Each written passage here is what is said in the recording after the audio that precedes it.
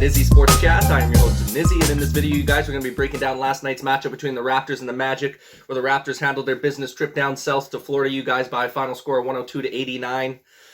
Big time win for the Raptors, extending their record on the season to 45-32. You guys tied right up with the Chicago Bulls right now for that fifth seed in the Eastern Conference. We dropped the Magic back to 20-58. Obviously, their season's long gone and been over with for a while now. Good on the Raptors on this one, you guys. I'm making sure we hold down the fort here and taking down a lesser opponent. Obviously, we had lost to the Magic a few weeks ago, so it's nice to see us bounce back against an inferior opponent like the Magic here, get the W. Like I said, needed this one for sure, especially with a huge game coming up against Miami tomorrow. And then obviously we got the back-to-back. We got Atlanta on Monday. Going to be interesting to see if the Raptors decide to rest a few of our starters on the back-to-back there. We'll have to see what happens. I'm assuming everyone's going to be a full go for the Miami game. I think that's the most important of the two, especially with Kyle Lowry coming back into Toronto. It's going to be his first game played back in TO. So, we're definitely going to want to have all hands on deck for that one, try and get a dub against the Miami Heat, and then we could probably sacrifice losing if we had to the Atlanta Hawks. I still think if we were to rest, say, Fred VanVleet because of his knee injury, if you were to sit Gary Trent Jr. because of the toe, and then probably Kem Birch as well because I know he is dealing with some knee swelling as well. If you were to sit those three guys out and then kind of manage the minutes of your starters, I think we'd still be able to take down Atlanta. They're missing some key pieces as well on their side. But nonetheless, you guys, let's go ahead and start breaking down some of the stats from last night's matchup versus the Magic here. Right real quick before we get into it, if you guys can go ahead and like this video, if you like sporting content like this, go ahead and subscribe to the channel. If you're looking for more sporting content like this in the near future, I've been getting a lot of support on the channel lately, you guys, and I greatly appreciate it. We just hit our 1-year anniversary mark here yesterday on April 1st. So big thank you to all you guys who've taken the time to subscribe and watch the videos, man. We're going to keep pushing forward in a positive direction here. Big things coming in year 2, hopefully. Going to be moving here pretty soon. So we might be slowing down the videos for a little bit just with the moving process. But other than that, you guys, we're going to be going full swing into a second season here with the channel. So big thank you to all you guys tuning in all the time and watching the videos and subscribing and liking, man. Really appreciate that. But without further ado, man, let's go ahead and start breaking down some of the team stats here. Raptors ended up shooting 41% from the field, 36 of 86 as a squad. Magic didn't do too much better. They shot 42%, 34 of 80. So we had 6 more shots than them from the field. Same thing, three-point land wasn't hitting hot last night either. 13 of 42 as a squad. The Raptors were 31% total from the three-point land. 31% as well for the Magic. So it kept it pretty even there in the three-point shooting. 85% from the free throw line. Nice to see the Raptors make a little more of their free throws last night. We only had 20 shots from the line, but we did put in 17 of them. And that's kind of more the numbers you want to see. You want to see that 80% plus range as a team, especially with the playoffs coming around, man. You could have games, you could lose games by missing 3 or 4 free throws, especially with how tight-knit the games become down the stretch in these playoff games. So definitely going to want to make sure we're hitting our free throws at a high clip here come playoff time, you guys. So nice to see us get back on track a little bit with that 85% mark. They did a good job from the free throw line as well, shooting 90%, but we did a good job. They only got there 11 times, so it's not like they were getting there early and often in the game. Also really impressive in this game, you guys. No one really went off in this game. No one had like a 30-point performance or nothing for the Raptors, but we did have 6 players in double-digit scoring, which is huge. It just goes to show you how well they were moving the ball around. A lot of different guys being able to get into the rhythm out on the floor, get their shot up. So anytime you see something like that, you can see 1, 2, 3, 4, all 5 starters were in double digits, and then you had Achua off the bench in double digits as well. So that's a super impressive performance. You didn't really need anyone to kind of take over the game. Everyone just kind of did it collectively in this one, which is nice to see, especially against a lesser opponent. Everyone kind of got to touch the rock and make an impact on the game, which was huge. Got out rebounded by the Magic 45-42, not too shabby. It's not like we got absolutely dusted up on the boards. It was pretty close. Same thing on the offensive glass. We out rebounded them 10-9, so it's pretty close in that aspect as well. Raptors did a good job in the turnover department, though. This is probably one of the keys to sealing the victory here. Raptors turned it over 10 times, which isn't that bad. I usually go for that 10 or less. If you go get 10 turnovers or less, you can usually have a good opportunity to win the game.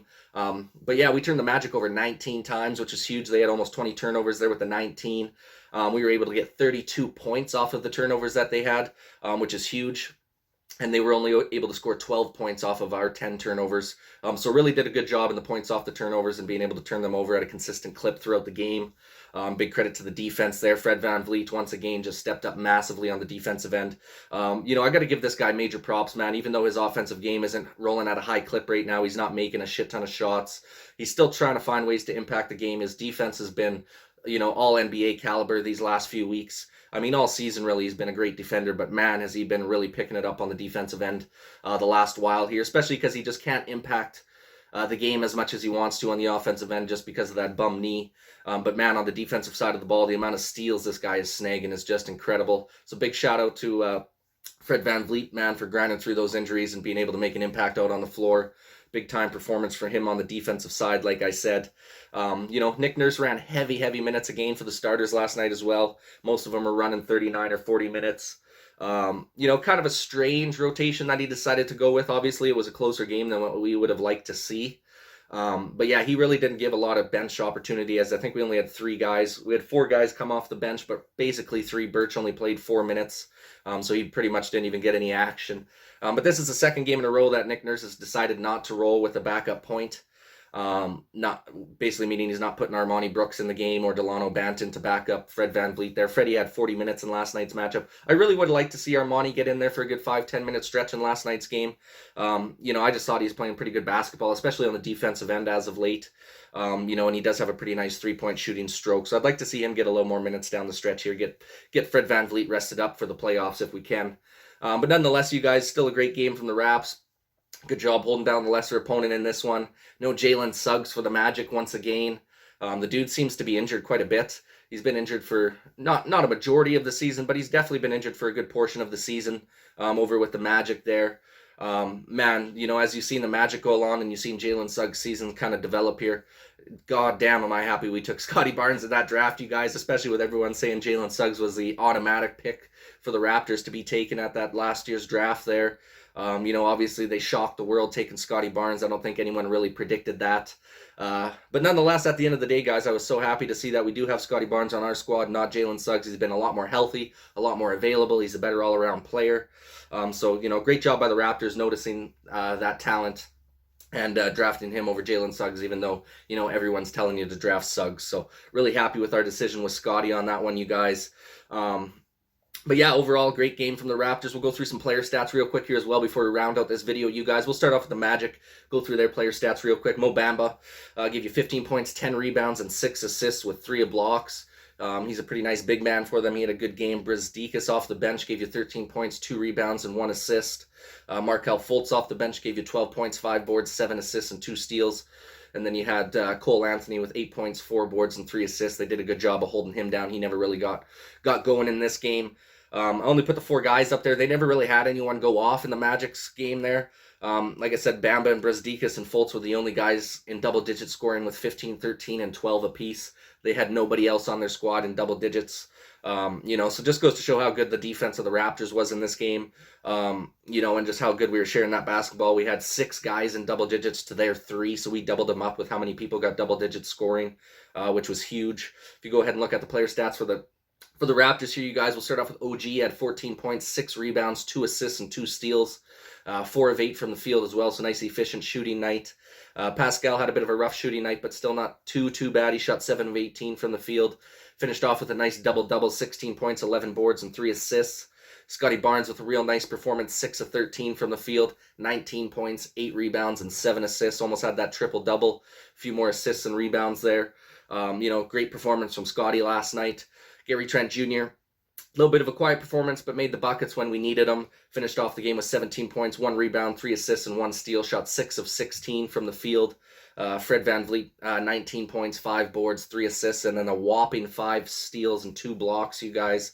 Shot 7 of 19 from the field, so the shooting stroke wasn't too efficient, but damn did he make up for it defensively with the 5 steals and 2 blocks. I mean, absolutely outstanding from Freddie. Like I said, probably the best, if not one of the best, defensive point guards in the game right now. Him and Drew Holiday got to be right up there for one of the top 2 point guards, top 3 point guards for defensive capabilities in this game today, man. Fred VanVleet never ceases to amaze me on the defensive side of the ball, especially for a point guard who's not a huge dude. He just makes such a big impact on the defensive side with his tenacity, man. So big credit to him last night with those 5 steals and 2 blocks.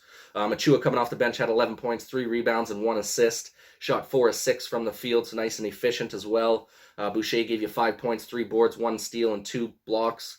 shot 2 of 3 from the field. Then you had Thad Young coming pitch in with about 10 minutes, gave you 1.2 or 1.3 rebounds, 2 assists, and 3 steals as well. And then Birch in his short amount of time, 4 minutes, gave you a couple boards as well there, you guys.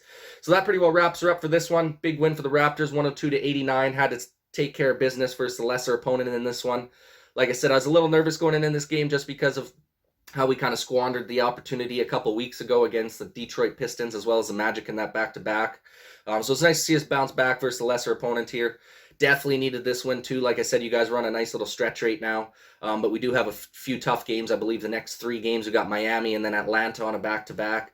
And then right after that, we got Philadelphia. So if we can somehow figure out a way to win 2 of those 3, I think we're going to be in great shape for getting that 5th seed. I know the Chicago Bulls do not have an easy record down the stretch here. There's a good chance the Chicago Bulls only win 1 more game out of their last. I think they got 4 or 5 games left.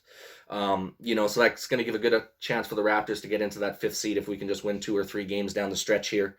Like I said, the big game versus Miami, Kyle Lowry's first game back in Toronto should be exciting, you guys. And then we'll have to see what happens for that back-to-back on against Atlanta on Monday. So should be a good finish to the season. Can't wait to see who we end up playing in the first round. Pretty confident the Raptors will get into the top 6 here. Fingers crossed we can make it into the top 5. Hopefully get a first round game against the Philadelphia 76ers. That's who I'm hoping our opponent is in the first series. You guys will have to see what happens there. But nonetheless, man, that wraps it up for this one. Thank you guys so much for watching, man. Please go ahead and like this video if you like sporting content like this. Go ahead and subscribe to the channel if you're looking for more sporting content like this in the near future. And also would love you guys' opinion in the comments section down below, man. What do you think our chances are of beating Miami on Sunday? And what seed do you think the Raptors are going to finish off this season in? And once again, you guys, thanks so much for watching this video. And this is Nizzy with Nizzy Sports Channel.